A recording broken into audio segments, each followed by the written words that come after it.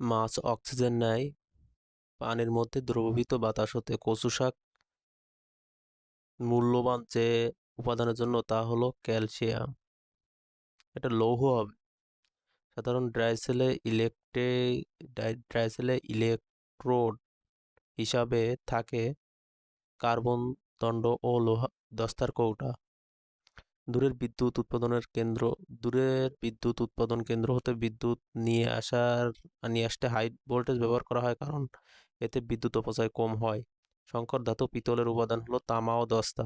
আমাদের দেহকোষে রক্ত হতে গ্রহণ করে অক্সিজেন ও গ্লুকোজ। পৃথিবীর ঘূর্ণায়নের ফলে আমরা ছিটকে পড়ি না কেন?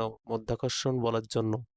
নিচের কোনটি জীবাশ্ম জ্বালানি নয়? বায়োগ্যাস। বৈদ্যুতিক মোটর এমন একটি যন্ত্র কৌশল যা তড়িৎ শক্তিকে যান্ত্রিক শক্তিতে রূপান্তরিত করে।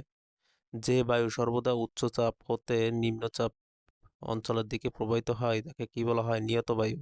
জলজ উদ্ভিদ